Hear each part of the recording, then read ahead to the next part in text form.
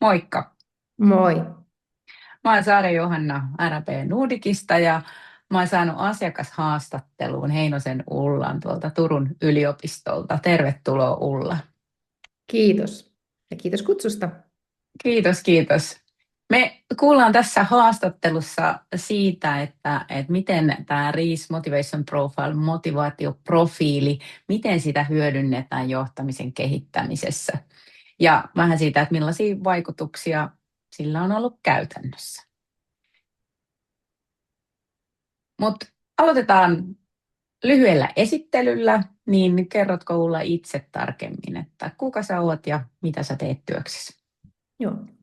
Mä oon Heinosen Ulla Turun yliopiston johtamiskoulutusyksiköstä. Toimin siellä johtajana, mutta myöskin itse koulutan sitten meidän EMPA-ohjelman johtamisen kehittämisen osuudessa, että siksi RMP on mulle niin kuin työkalu, mitä mä käytän asiakkaiden kanssa myöskin. Kiitos. No, missä ja miten te tätä RIS Motivation Profile, motivaatioprofiilia, eli tuttavallisemmin RMP-työkalua, niin missä ja miten te sitä käytätte?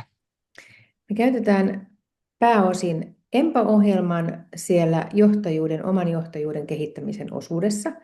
Ja se on yksi meidän tällaisista reflektointi- ja oman itsensä vahvuuksien ja luontaisten, tai siis taipumusten yksi niistä analyyseistä. Mutta sen lisäksi myöskin niin meillä on mahdollisuus käyttää sitä tietenkin johtoryhmien valmennuksissa, missä siitä on paljon myöskin hyötyä. Okei. No silloin kun te päädyitte valitsemaan RP-työkalun, niin teillä oli varmaan muitakin vaihtoehtoja siinä tarjolla. Niin mikä oli se syy, että mikä sai teidät valitsemaan juuri RMPn osaksi johtajien koulutusta? Meillä on yksi sellainen avaintekijä, että meidän työkalut, kun meidän osallistujat johtamiskoulutukseen tulee eri toimialoilta, niin meidän työkalut pitää olla mahdollisimman niin kuin helposti niin kuin ymmärrettäviä, käytettäväksi otettavia. Ja sitten niiden täytyy vielä soveltua niin kuin keskenään, että ne täydentää toisiaan.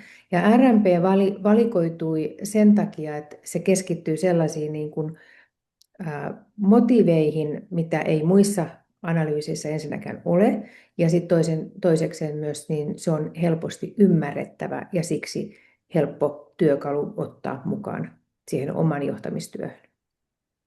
Okei. No mitä sä sanot Ulla, mikä on sitten sun kokemuksen mukaan näillä teidän koulutettavilla semmoinen yleensä sellainen suuri oivallus tai suurin oivallus, kun tätä RMPtä käyttävät tai te käytätte? No, mä oon kokenut sen, että suurin tekijä on se, että se RMP selittää sellaisia asioita, mitkä muut analyysit tai mitä ei siinä omassa arkisessa johtamistyössään niin ymmärrä, ja sitten törmää sellaisiin asioihin toistamiseen, joko hyvässä tai pahassa.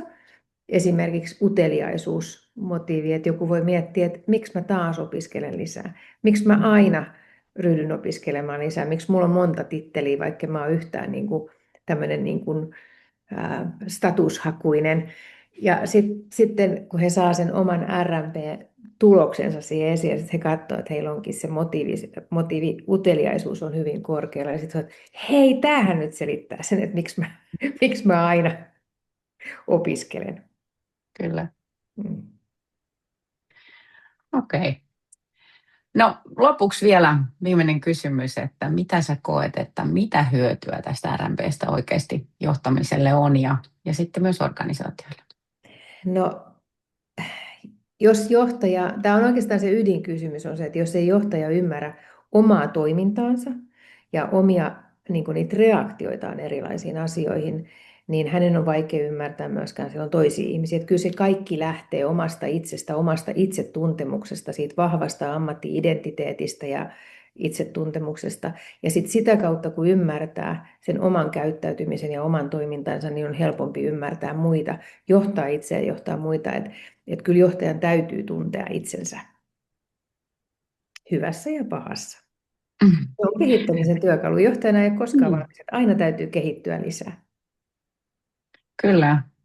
Tähän on hyvä päättää. Kiitos tuhannesti Ulla tästä, että jaoit kokemuksia, Kiitos. teidän kokemuksia. Ja jos siellä haluat kuulla lisää, miten motivaatiotietoa voidaan hyödyntää johtamisen kehittämisessä, niin me RMP Nordicissa oikein mieluusti keskustellaan lisää aiheesta.